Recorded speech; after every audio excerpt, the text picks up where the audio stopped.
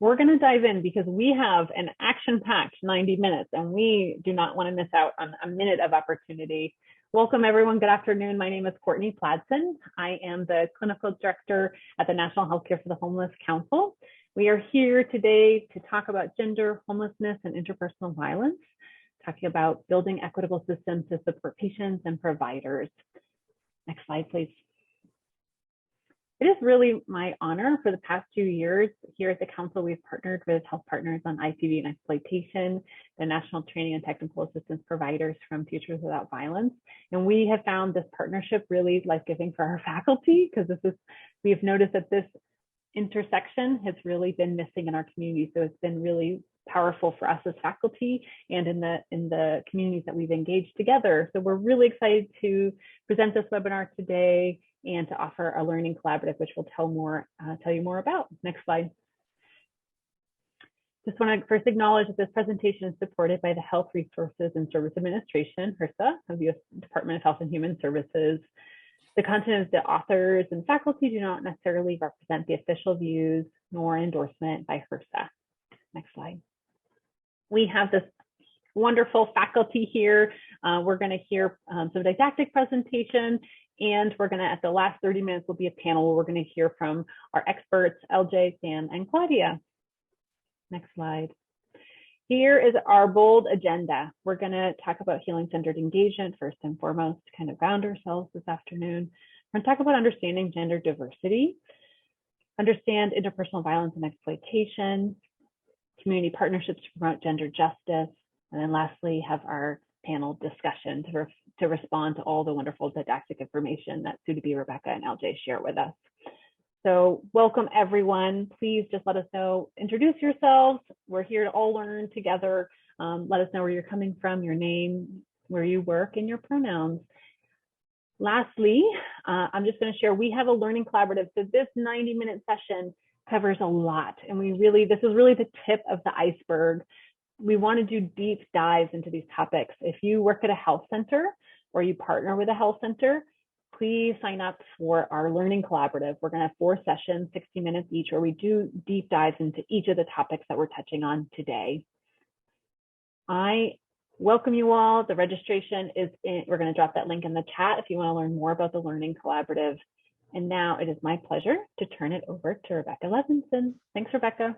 Thank you, Courtney. And I know that you may have been running from lunch or a break or seeing a patient or talking on the phone with a survivor. And I just want to take a second to let us all catch our breath. So if you would with me, just go ahead and take a deep breath in and hold it and blow it out.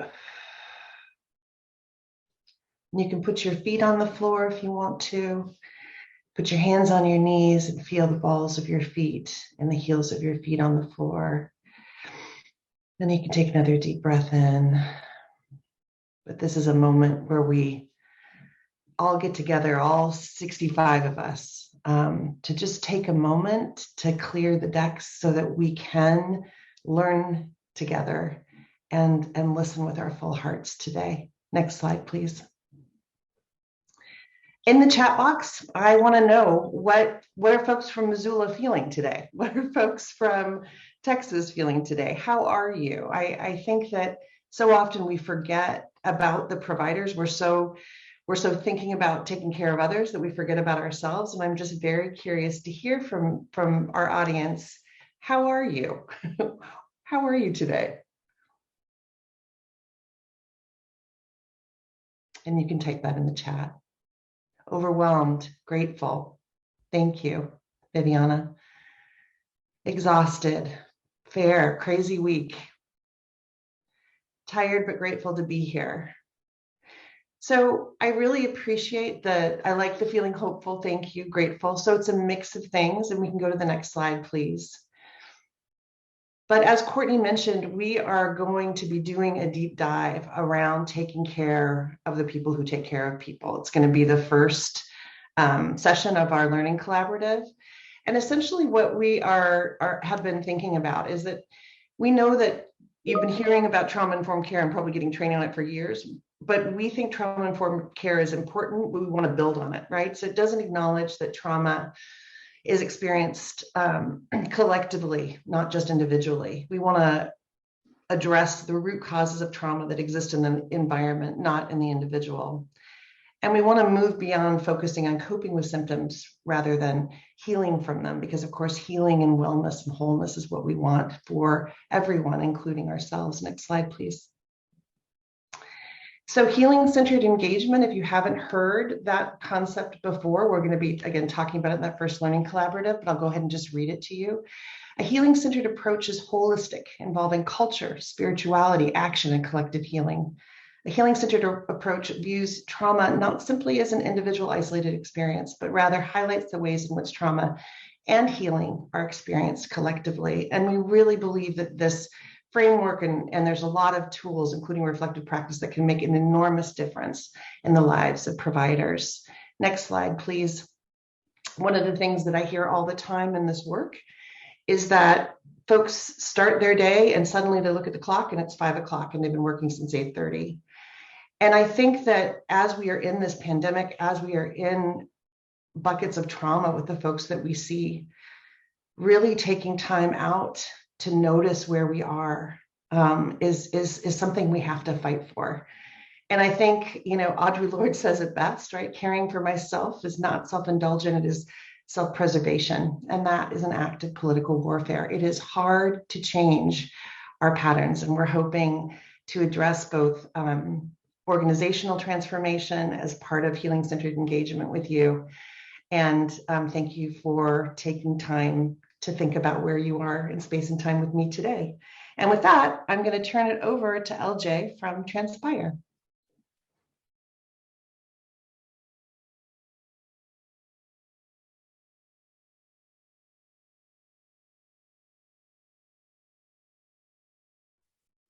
Thank you so much, LJ. Okay, great.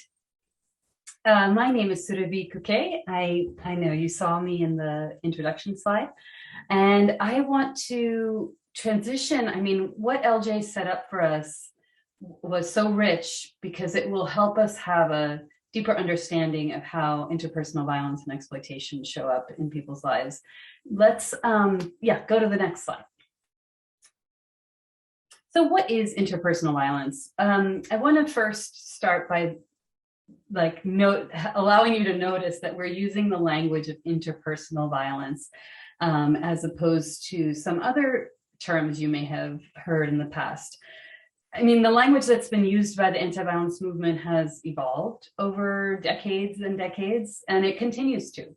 It was once called the battered women's movement, and then it evolved into domestic violence and intimate partner violence. And so people in this field are reaching for more and more inclusive, expansive language. And so as we work to integrate more gender expansive understandings, for instance, and more expansive understandings of relationships more broadly, the dynamics of violence within them, we also expand our naming. So for this discussion, we're talking about it as interpersonal violence to broaden it a little bit. And you will hear us here and there throughout the rest of the hour use intimate partner violence for specific reasons, or even domestic violence. But generally, we're trying to think about it a little more broadly. So into the definition, we talk about it as a pattern of behavior that someone or multiple people in a relationship use to gain power and control over another person in that intimate relationship. So it's often, the key words here are pattern. So it's a cycle that might repeat itself over time. It's not kind of a one-time incident or just a disagreement or a conflict. It's a pattern that looks like a cycle. And it's really about gaining and maintaining that power and control. So tactics and methods that people might use, like jealousy, outing, money or financial matters, mental health, or other information that they have about their partner, can be controlling and abusive. So it's not just about physical violence. There's just a wide array of ways that violence shows up. And leaving the violence might not be the best or safest option for a survivor. So it might not even be their priority. There might be other things much more pressing in their lives.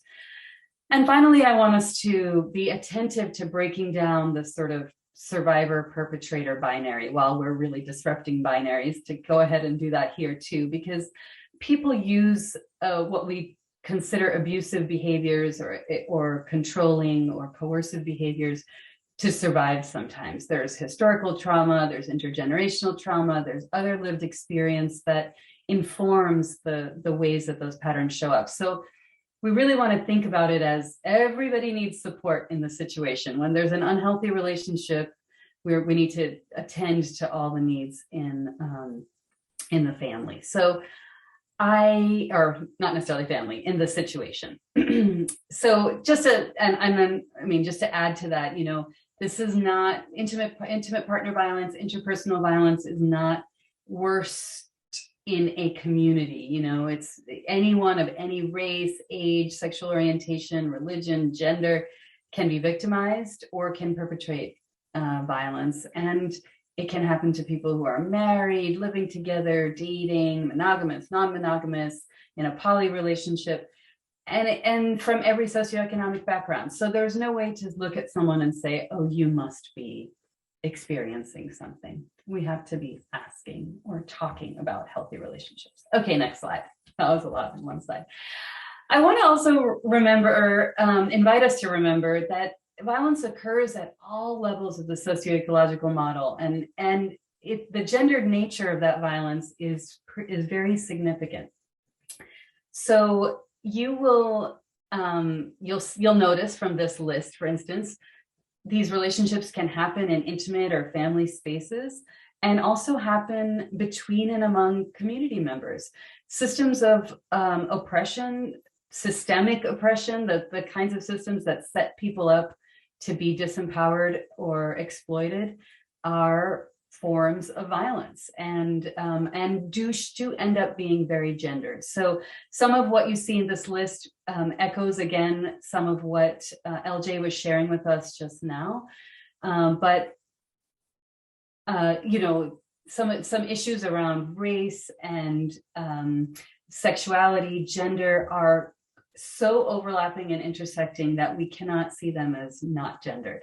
So I wanted to draw attention to that. And then to take it to the next level in the socio-ecological model, if you can go to the next slide, Camila, is to notice that there are institutional and structural ways that gendered violence show up as well. I mean, in the United States, we can really think of this as like policies or ways that our government or economic systems really establish and uphold white supremacy, class hierarchy, gender binaries, patriarchy, nativism, the imperialism, the kinds of things that keep people from being able to have access to their basic human rights and having their needs met. So if we start to think at the policy level, institutional level, we notice that the same techniques of coercion and power and control that are used in intimate relationships are also used at a bigger scale, backed by institutional power and throughout the world. That's not to single out the United States. They're not actually separate. So I just wanted to make a point of that when we're thinking about everything in the smallest sense, it's also echoed in the largest sense in our communities and our society. Next slide, please. So sometimes you might see, some of you are probably familiar with the power and control wheel. It's a common tool we use in the anti-violence movement. It really illustrates some of the common tactics of power and control that are used. And it's, here's the list, it's jealousy, isolation, abusing their own status or privilege, physical abuse, verbal abuse, sexual assault, threats of any of these things, reproductive coercion, forcing someone to either continue or terminate a pregnancy, emotional, mental, as well as digital abuse, cyber abuse. So there are the arenas that keep expanding, but the tactics appear to be fairly common. I want to go a little bit more to next slide, please, to highlight some of the specific ways that queer, trans, and non-binary individuals might experience power and control tactics. A lot of what is on this slide you'll find in a safety card that we've developed at Futures Without Violence, that really specifically is population specific, thinking about trans and gender nonconforming folks, which now we might say non-binary. I think when we made this, we were still using the language of GNC. It's available in English and Spanish, and it really dives into some of these tactics and how people might navigate it, a resource that might be useful to you. So, I'm not going to go repeat this because I think that LJ mentioned a lot of these things, but highlight that, when we're talking about the interpersonal, just disrespecting the other person, not acknowledging their own identity is and what they are claiming. There's also sort of like the bigger social element where hate crimes are being committed within relationships. Hate crimes are being committed outside of relationships and communities. So thinking about these as tools of coercion and control is important. Similarly, police brutality or prison violence. I mean, trans folks who were in jail or in prison have faced extremely high rates of physical and sexual assault, both by staff and other inmates. So there's a lot of research on this. The Transgender Health Survey is a really great resource for detail on it. But we need to just keep remembering that for every community that we're caring for, and when we're thinking about people experiencing homelessness, we can't not think about queer, trans, and non-binary folks, in particular youth.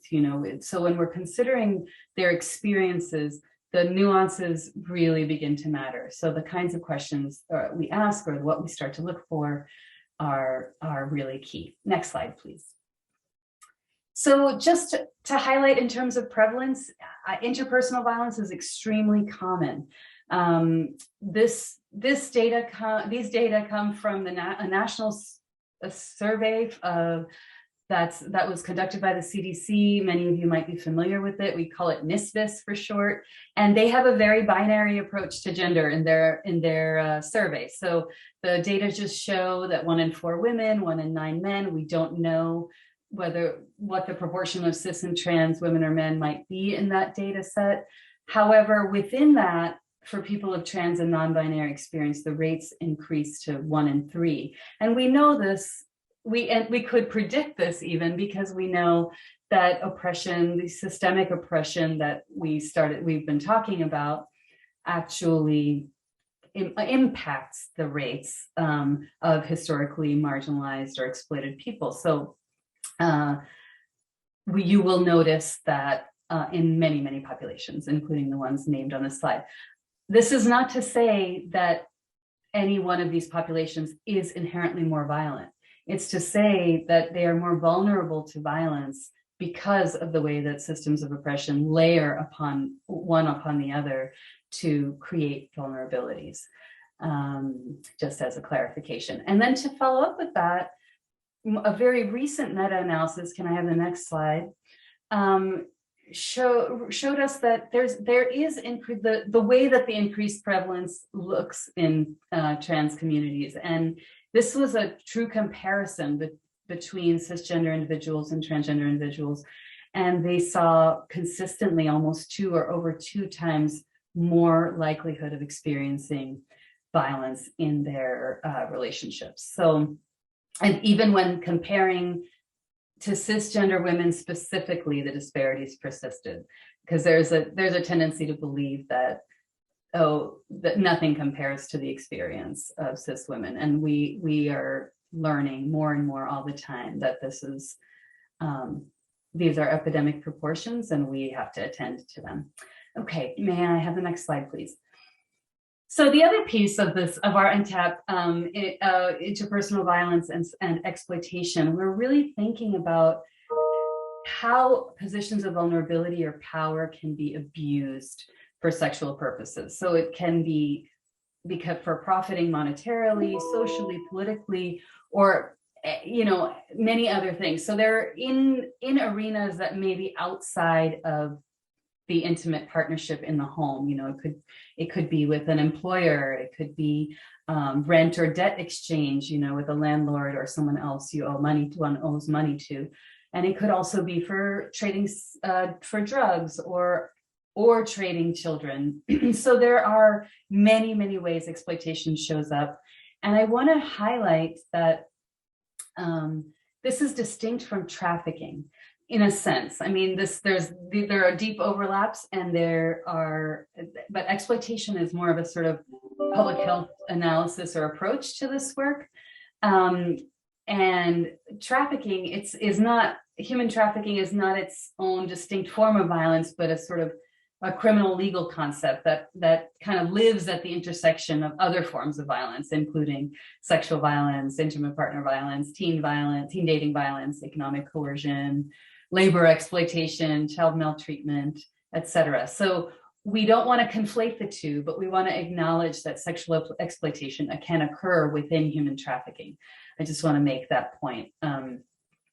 And we cannot talk about the populations that we're interested in without talking about work in the sex trade. I mean, this runs this spectrum from voluntary sex work, non-coercive, totally consensual adult sex work, to commercial sexual exploitation of minors or adults, including many forms of sexual labor that may have at one point been consensual and then become more exploitative. This is not a linear thing and a one-time understanding. So really getting a picture of the expansiveness of the sex trades and people's engagement in it, including labor such as escort services, street level sex work, pornography, exotic dancing, massage, internet and camming work, and phone sex. And the reason I want to put a finer point on this is because this is an extremely common survival strategy. So really being able to tease apart what's happening here with my client or my patient, let me get their perspective on what's going on. So folks experiencing homelessness, queer and trans folks, especially young people experiencing any kind of economic insecurity or housing insecurity, living with mental or behavioral health challenges, and survivors of interpersonal violence. There's very significant concerns. Okay, next slide. I know I have just a couple more minutes. These are, just to bring it to the conversation about homelessness, interpersonal violence and exploitation are gendered drivers. So because housing is such an important concern, whether it's temporary or permanent for survivors of violence, that loss of housing, I mean, it can interfere with whether or not a person chooses to leave or somehow separate from someone or others abusing them because they are afraid of being houseless. So in this study, approximately 50% of respondents who identified as women, it's not clear whether they were cis or trans, and were experiencing homelessness, reported that the reason that led to their homelessness was partner violence. And almost 80% of women with children, mothers who experience homelessness, have experienced IPV. Okay, it looks like I have just 1 minute to go. So I really want to talk about this, what sets people up for homelessness when there's intimate partner violence. Some of these survivor's credit or rental history can be destroyed by generating debt in the survivor's name. Defaulting on bills that have a survivor's name listed on them can make it difficult to obtain a lease. The lack of steady employment, I'm not going to keep going, but these barriers are further compounded for people who are experiencing other forms of discrimination. So similarly, these things get layered. If I can just jump actually to the next slide for a second, and then to the next slide. There are strong behavioral health consequences of interpersonal violence, everything from substance use to suicide, etc. But substance use coercion, this will be the last thing I talk about before I hand off, is a really subtle and a really common way that abusive partners can exert power and control. So this includes, deliberately introducing someone to substances or forcing or coercing them to use, interfering with their access to treatment, sabotaging their recovery, or leveraging the stigma associated with substance use to kind of discredit them with any sources. And the effects of this kind of coercion are really expansive. It can, aside from the mental and physical health effects, it increases isolation and entrapment. It creates barriers to economic stability, jeopardizes custody of children, undermines their recovery, prevents access to treatment, and also increases overdose risk. If I can just get my last slide, I'm done. I can't not mention this also. There is, again, similar to other forms of violence, increased vulnerability for populations that have these compounded traumas, whether it's queer, trans, binary, non-binary folks, or very young people who are exploited by traffickers. The introduction of substances or employing substances to control that is just another vulnerable opportunity for folks. So our learning collaborative will be an incredible opportunity to really dive into what you can do about this. And my colleague Rebecca is going to take you into some of what we can begin to do in clinical and non-clinical settings. Sue, to me, that was amazing. I just really want to thank you, and I really want to thank LJ. I mean, I think you all get a sense of why we are so excited about this learning collaborative. And it is because this is where transformation really happens. And thinking about partnership is an incredibly important part of it. Who are the community-based partners we are partnering with? Are they folks that LJ has trained? Are they places that are welcoming? Are they places that have folks that reflect them as part of the helping staff? These are the core kinds of things that we want to be pushing and thinking about with you as we move forward. And we'll go to the next slide.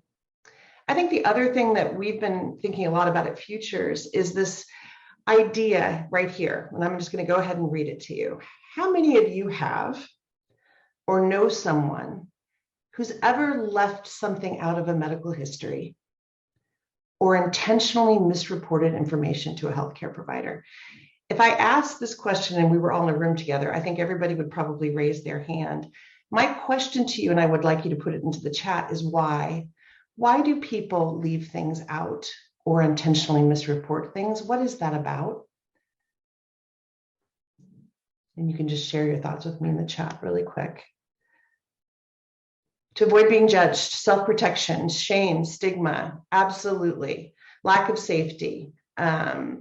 Medical providers have blown it up in the past. Histories of racist policies, fear of judgment. I mean, all of the above, right? So what we are excited about for this collaborative, next slide, please.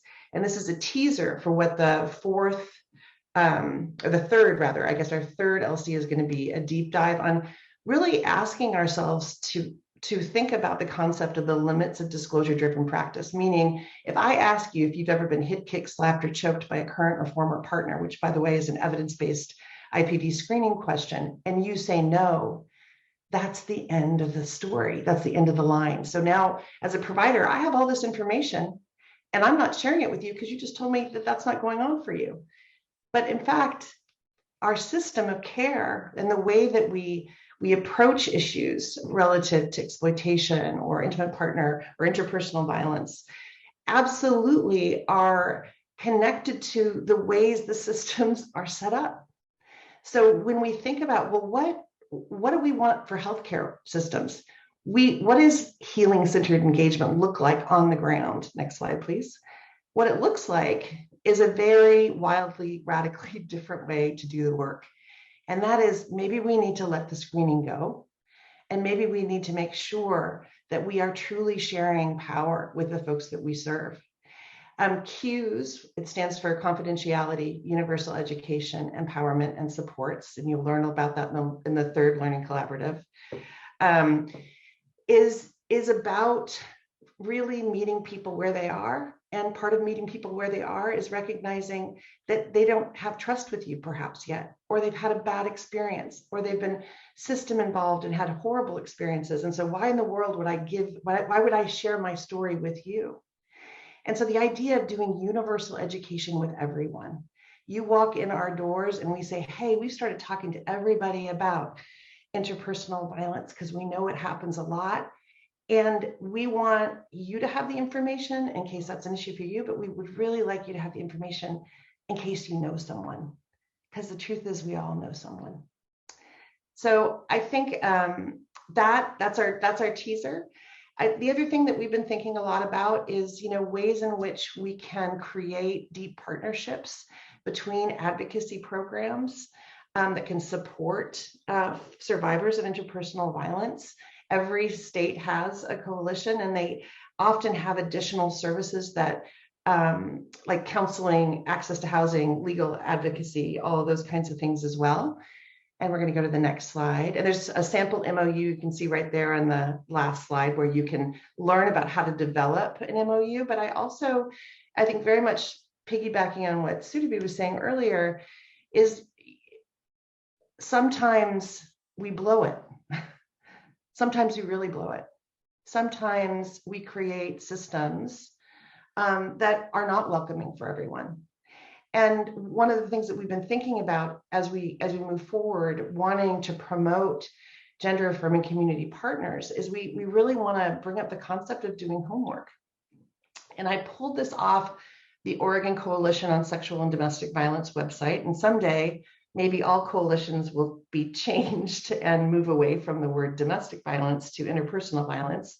Maybe that will happen in our lifetime. That would be nice. But here's an example of an institution that on their website, front and center, is the first thing that you see, and I'm going to read it aloud. However, sometimes our advocacy work is impeded by the lingering, often unstated, even unconscious belief in what is called gender essentialism. The view that women and men are fundamentally and permanently different on a biological level. One of the places this shows up is the mistaken belief that transgender women are actually men and should not be allowed in spaces historically or currently intended for women. I think that is a powerful example of an institution saying, hey, we know historically that this has gone really wrong for folks in the past, for trans folks who've shown up at the door. And we want to be active, intentional, and righting the wrongs of the past and being upfront about that. I think it's a great example of kind of what we're hoping to see more of. Next slide, please. There was a really wonderful study published in 2021 looking at understanding community member and healthcare professional perspectives on gender affirming care. And it was a qualitative study. And I thought that there were two community member quotes that were worth sharing with you today. Number one, for whatever you're trying to do to interact with the trans community, hire trans people, hire trans people, hire trans people, hire trans people, because we're going to care more. And then the second is get actual trans people to rate your business before you advertise yourself as trans competent. And as we think about partnerships, community partnerships, and ways in which we can move forward together, really thinking about and walking the walk, hiring folks that reflect the communities that we are trying to serve, I think it makes an enormous difference. Next slide. I also wanted to share that there are some training and technical assistance for trans and non-binary survivors of violence, and I wanted to share these with you. This is where you can get more information. If you're a DV advocate and you're thinking, wow, I really want to understand more, what can I do? How does power and control show up, differently? And Sudhabi mentioned that these are places to get more information, training, tools. And then I also wanted to mention at Futures, I think Sudhabi mentioned this in her presentation, but you can see an example of a trans poster for healthcare systems, and it says caring, relationships, healthy you, and then a card which comes in English and in Spanish that really supports these conversations in healthcare clinics. So that little card is what Q's is based off of. So I wanted to mention that this is a place you can get more information. And I hope you are inspired to work with us, because I can't tell you, Courtney said it in the beginning, but the partnership that we've had and the experiences we've had in the last Learning Collaborative and moving forward have been transformative. And we want to work with you. We want to learn from you, with you. And with that, I'm going to stop and turn it back over to Courtney, so we can again, oh, wait, go back one more. Sorry, I forgot I had one more slide. On the healthcare side, if you are interested in technical assistance and support, more specifics around transgender health, the Fenway Institute is your partner. They do amazing education and training. And as you can see, there was a conference in 2021, and I believe moving forward there will be another conference in 2022. I now am going to turn it back over to Courtney. Thank you. Thanks so much, Rebecca. And LJ, Sudhi, and Rebecca, thank you all so much for your thoughtfulness and the way that you laid this out for our audience. It is my pleasure to welcome Claudia, Samantha, and LJ. We have 3 experts with us today to really try to have some spaciousness and dialogue around what we've heard. Sometimes when we think of these things on systems and take it away from the personal, it doesn't land. And we really want to kind of ground this a little bit in lived experience. So at this point, Claudia, Camila, you can take down the slides, and we're just going to open it up. So I want to just start by saying throughout the presentation, we heard about intersectional challenges, centering gender, but also hearing about mental health and substance use and homelessness, among others. Many of my own patients, I'm a primary care provider in a healthcare for the homeless clinic. I can't tell you how many folks shared negative experiences navigating health systems, just feeling judged and all the shame and stigma, and feeling like they're not able to get their needs met. And I would just love to hear from each of you your ideas on how we can improve our health centers. Many folks in this room, our Zoom room, work in health centers, work in and around healthcare. What would you want them to know in order to make our clients, our own experiences better? And how do we work towards decreasing the harm that often is experienced within our health systems? So maybe Claudia, would you mind kicking us off and share your thoughts? Sure, Courtney. Well, thank you all for inviting me to this panel. It's an honor. As a trans woman, I transitioned in 1986. So back then it was a whisper to be transgender. There was a lot of barriers and a lot of services that weren't knowledgeable about being trans or identifying as transgender. So I think that basically it's very important to have trainings within the agency, but also not only having trainings like once a year or every 2 years, but constantly. I know that in agencies, sometimes there's always rehire every 3 months or 6 months. So it's very important to keep these trainings constant. So like that, if there's new hire, they can be educated on how to give services to an individual that identifies as transgender. I have experience as a trans woman, a lot of stigma in the past in a lot of health settings, but I normally address it to the wherever I'm getting the services, how, even if they mispronounce me. I had an incident years ago where I was working at an agency that is a health center, and actually because of the nurses and the LVNs and the people were so busy at the time, it was around 3 o'clock at the end of the day, and they're rushing. And at the time, I didn't have my name changed, and they called me they called me by my dead name instead of my name as Claudia, and my name as Claudia. And I think that we always have to be constant, who we're serving. Doesn't matter if it's transgender or not transgender. When we're serving an individual, I'm always looking out to see the expressions of the individual that's serving me, who's in front of me. If I see that's judgmental in expression and not, basically respecting my pronouns, and also, how, it's very important to be educated on transgender, how transgender individuals identify, and is also how their services can be met. Thank you so much for sharing, Claudia. Just the example you shared, how easy it is to just shut down when someone says a dead name or a mispronoun, says the wrong pronouns for someone like that. It makes that it's a lost opportunity. I mean, not only is it's traumatic and harmful, and often it's the end of the encounter for a lot of people. And so it really, just those simple acts of misgendering and misnaming someone can create a lot of harm. So I thank you for sharing your personal experience. Alday or Sam, what are your thoughts? How can we do better in health centers? Oh, when I came in here, excuse me, 4 years ago, I was completely shut down. I was not really wanting to work with anybody, but I knew I needed the help mentally and physically. But I had this big bubble around me because I had all this judgment and all this stigma because I was a drug addict, and nobody would ever listen to me and take me seriously as a doctor, it felt like. So I had a lot of walls up when I first came in here, and it took a long time. I've been here 4 years now, and we've broken through a lot of those walls. And, I think I've come pretty far.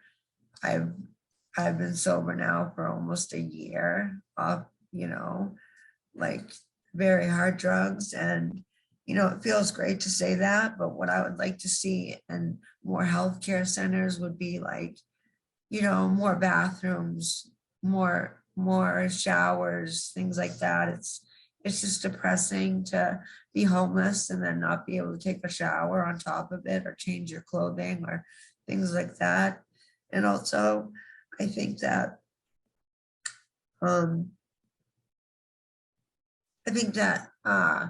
Rebecca had a great way you said it, just to meet them where they're at, because you can't change somebody overnight. You've been doing things for a certain way for so long that you get used to it, and you can't change them overnight. So if you try to meet them where they're at, maybe they'll move a little bit, shift, come closer to you if you listen to them. So that's my piece. Those walls don't go up overnight, and they don't come down overnight. It takes a lot of time. Go ahead, LJ. I was just going to add to that. I mean, those are both really powerful responses. Thank you, Sam, for really highlighting like the dignity component of all of this. We rob trans and non-binary people of their identities in so many ways in healthcare spaces. And so it's been interesting for me as a trans and queer person, but also as a social worker and a service provider, to really try to integrate like all of my own experiences with all the stories of the young people that I've worked with over the years, and then certainly all of my queer and trans family. And just I think I've become somewhat lucky. I've gotten lucky. I have really good insurance now and have a really affirming provider, but just going to a doctor visit very recently, I got like a telehealth invite, and when I opened that up, it took me to some app, and I downloaded the app, and I found that they had my gender listed wrong. So this super affirming provider that I thought I had this great relationship with had misgendered me in my health records from day one, and I never came to them pre-transition. So it was just like that. It began to sort of like reopen wounds. And so I guess what I would say is that, like, know that if you're working in a healthcare center space and you believe that you're affirming, know that you can never account for the actions of all of your colleagues and of your system, of the system itself that you're working within. You may feel like all of the providers on site are really wonderful, but your EMR system, for example, may be really wonky. And when a patient confronts you about that, you know, the reaction I got from not my direct provider, she was wonderful over email, she wasn't there that day, but the practice manager was horribly defensive when I raised the concern. And it was literally, this is a week ago. And I started my transition in 2009. It's like, I'm 13 years into this process. And like, you know, so I guess it's like, I was sort of shocked, but I guess that would be sort of one piece of insight I would provide. And then the secondary piece to that would be just provide a conduit, a gentle conduit for redress and for grievances. There should just have been an easier way for me to voice that. Like, I was pulled aside in the lobby to discuss my concern when there are other patients within earshot, which is a huge safety issue.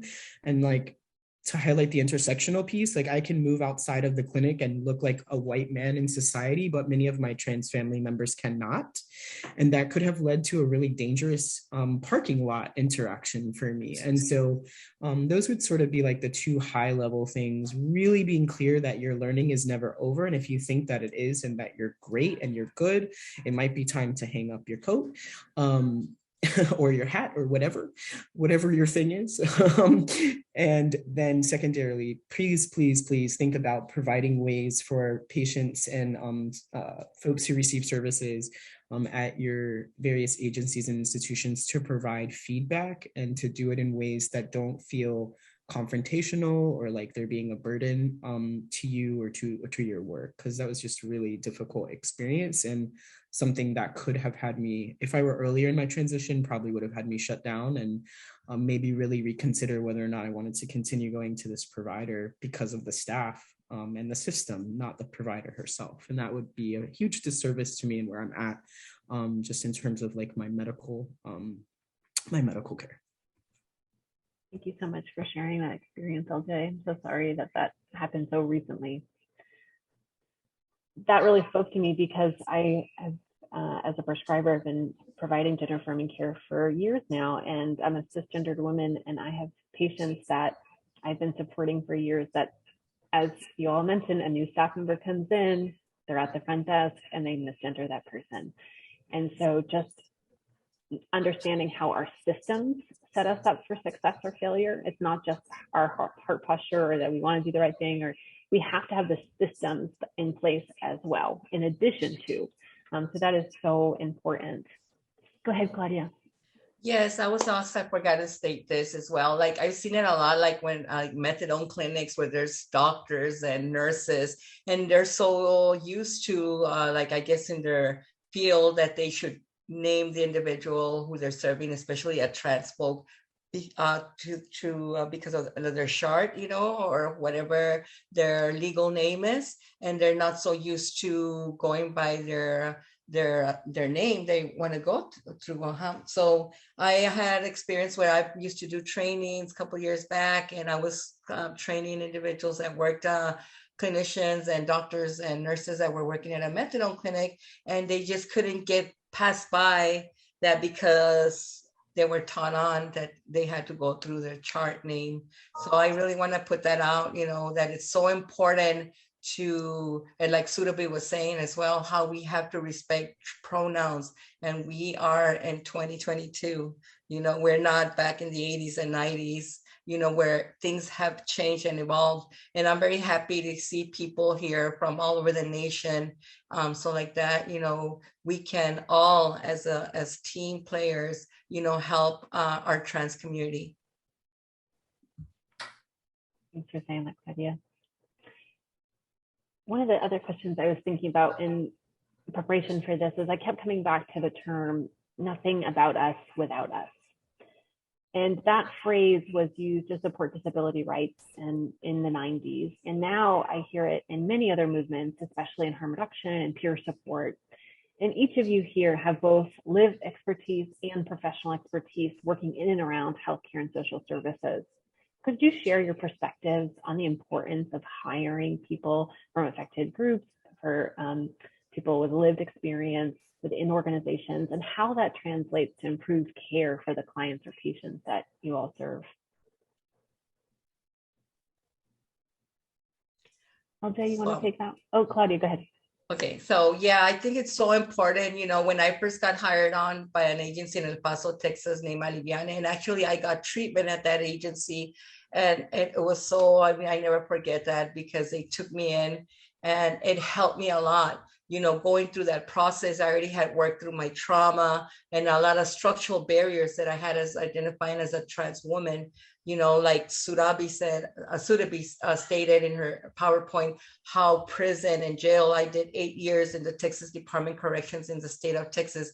And that brought even more trauma. I'm on my substance use as a person who injected heroin, you know, and I'm just honored that it's 15 years being clean and sober has taught me how living experience helps other individuals. I'm not putting down people who don't have living experience, but it also helps out individuals because I have the empathy and the understanding, and also how, you know, my lived experience can help these individuals go through all those structural barriers and meet them where they're at.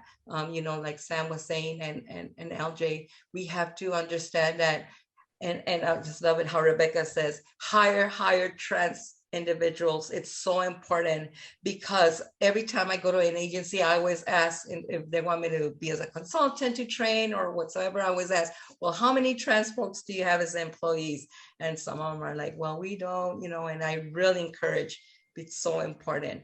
And like LJ was saying, you know, once you get work as a trans individual, you can meet your needs, medical and mental. I also have lived an experience like that, how I've acquired a lot of barriers and overcame them through my work and also my insurance.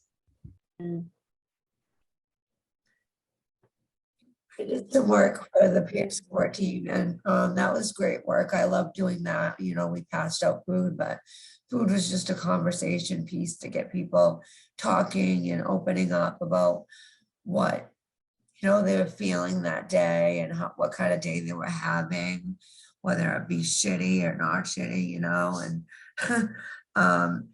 you know, because food is just a conversation piece. You can't just walk up to somebody. Some people won't even let you give them food because they're so angry that they're homeless. But I think it's very important to hire people on that have lived experiences, because they really know what's going on, because they've been there and they've done that. Like I'm a survivor of interpersonal violence, and you know, coming into this clinic, they understood me.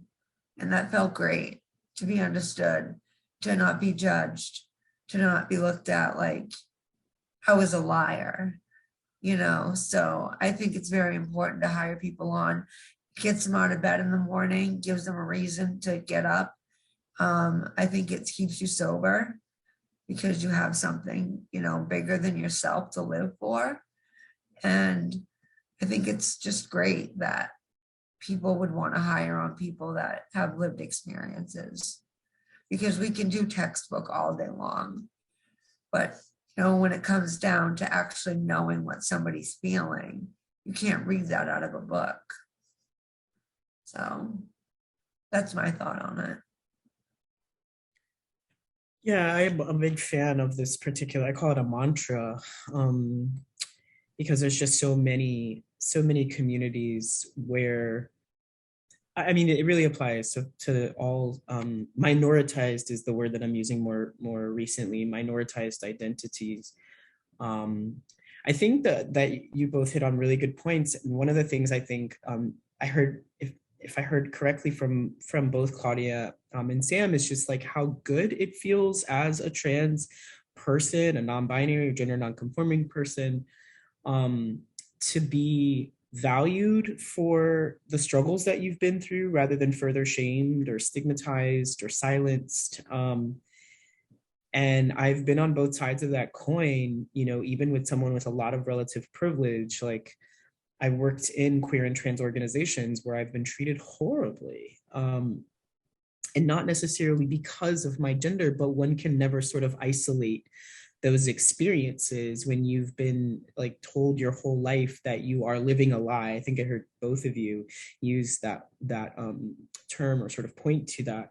When the world has consistently basically told you that your entire experience of yourself is cognitive dissonance, and then you go into a working environment and you're further devalued, it's just really difficult. And so I think it's sort of like a twofold thing. Like, you're doing really great things for your organization when you bring in trans and non-binary perspectives and queer perspectives as well. A lot of us, because of our experiences, can look at something and say that's really unjust, that's really unfair, that's really wrong. And I think it's also conversely really great for trans and non-binary people to have that voice and be given that voice and be given that space. But one thing I guess I would sort of close these bookends with is that if you hire trans and non-binary people and then replicate systems of oppression in your space, I'd rather you not hire us at all.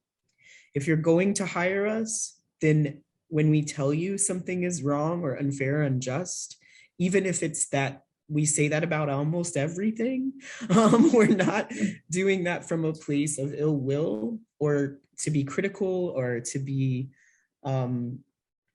to be a thorn in your side. That hypervigilance, and I would call it awareness, that lens comes from so much trauma. We know folks who experience high levels of trauma are sort of on guard, but a lot of us are also really powerful thinkers around any form of injustice. And so the gift and the contribution that trans and non-binary perspectives offer your organization is really rich and really like just so important. But if you bring us in and you shut us down, or you bring us in and you tell us we're wrong, or you bring us in and say all we do is complain about whether it's how we're being treated or how others are being treated, or your materials or the language you're using, any of those things, then you're just not actually, I would say, ready to hire folks. And so I actually just did an entire presentation, particularly on hiring and retention in trans and non-binary communities. If you're interested, I'm happy to send you the article that came from that. You can reach me at the email that we'll share at the end.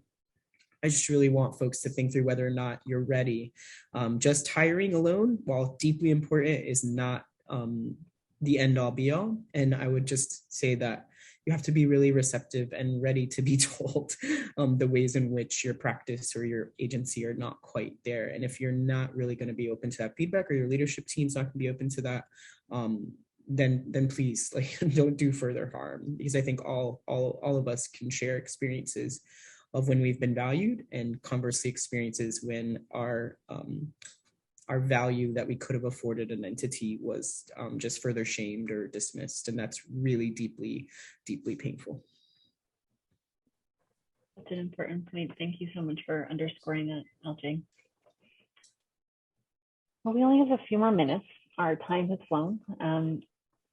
I wanted to try to end when we think of the topics of gender and homelessness and interpersonal violence, they're really big and intense, but they encapsulate millions of individual people with lived stories, with lots of experience. And I don't want to lose sight of the fact that we're talking about people, individuals, and not just numbers and statistics. We have so much work to do, but would love to hear if there's something, either an idea, a story, or a person that has given you hope recently. And if you don't, that's okay too. But I just want to kind of create some space for kind of dreaming and being inspired. If there's anything that is on your heart.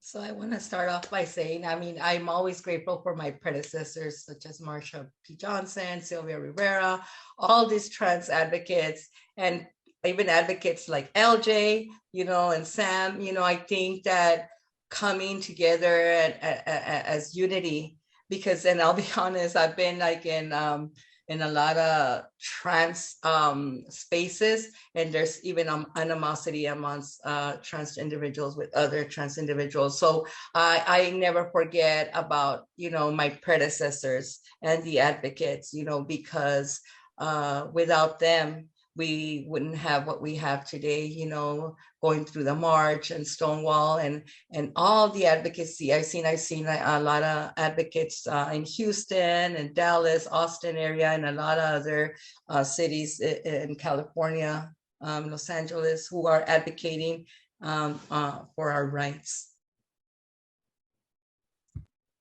Thanks for sharing, Claudia. We owe so much to those that have come before us, and we have so much to do ourselves. I'm going to take up the torch. Yeah. I just want to say that I'm very, very grateful to be on this panel today. And I'm very grateful to be with all you people and to be learning, because this is some stuff that I didn't know. You know, a lot of the stuff that LJ was talking about, you know, I learned some stuff today, and that's great. But what I want people to know is just to have humanity. You know, don't forget about that, because have some love and humanity in your heart, you know, when you see these clients, and especially if they're homeless, because it's just so hard. I was homeless for 5 years out here, and it was very hard for me. And when I walked into the doors of Greater Portland Health, I was basically dead inside. I was just dead inside. I had no emotion. I didn't know how to feel. I didn't know, I wasn't even eating right. But now, you know, I'm housed. I've been housed 3 years. You know, my provider's wonderful. We work together. We work through things. She goes to the trenches with me. It's great. And she has a lot of humanity and a lot of love in her heart. And I love her for that. And I love Greater Portland Health. And they've taught me how to love myself finally. So that I'm very grateful for. Thanks, Sam. Well, I'll be honest and say that in thinking about this question initially, I struggle, sort of like my last answer, because of what a lot of us have been through. Sometimes it's really hard to find that hope. And it can be really easy to be swept back into the undertow at a moment's notice. Especially as a trans person, you know, if you're embedded in community, you're often losing other trans people on a pretty regular basis. If you're doing peer support, sometimes you're losing your peers. Sometimes you're losing, you know, your clients. I've definitely lost lovers now, clients, peers, family. It can be really hard to find that hope. Sometimes it's hard to even take a step toward looking for it. The energy that requires to sort of put on the positive, you know, frame. But like this space has given me hope, you know, just listening to you, Sam, like thinking about the affirming experience that you had with your provider. Like I definitely felt emotional listening to you. And 10 years ago, when I would call these specimen panels that I would get invited to, like this doesn't feel the same to me. And I've noticed here that like our numbers haven't dipped since this webinar really began. That gives me hope, right? Like as someone who's trained now on these topics for close to a decade, I've sometimes had people jump ship from my first slide and walk out of the room. And I'm not running after you, you know, like the fact that people ran to this presentation and came into this room intentionally in the middle of your workday and in the middle of a worldwide pandemic, when you're, many of you I know are in healthcare centers and healthcare workers, it's just really, that's hopeful for me. And hearing experiences like you just shared, Tam, also gives me a lot of hope. And then certainly reflecting on Claudia's contribution there about our ancestors, like just how far we've come, and also of course the recognition of how far we must continue to go and the sacrifices that'll be made along the way. But I guess the last thing I would say is that our young people give me hope. I mentioned, you know, as a youth worker, not actively on the front line right now, but you know, if you've ever been a youth worker, you're never not on the front line again, because they will find you as they get older and older. They will find you and sometimes come back to thank you or haunt you, depending on your interactions. And I'm just seeing like young people get their own apartments and, you know, in beautiful relationships. Two young trans masculine folk that I worked with, both of whom were experiencing homelessness about 5 years ago. They still look like babies to me, and they just began fostering. And like, just like, what like a foster agency let that happen? These things give me hope. Like, I know that things are changing, and it can be really easy to be lost in the pain, and to be dragged into that undertow. And yeah, there's also, even when you got to go looking for it, there's also a lot to be hopeful for. And I think our next generation is going to teach us a lot about gender and the rigidity of gender and the ways in which everything we thought we knew was pretty wrong.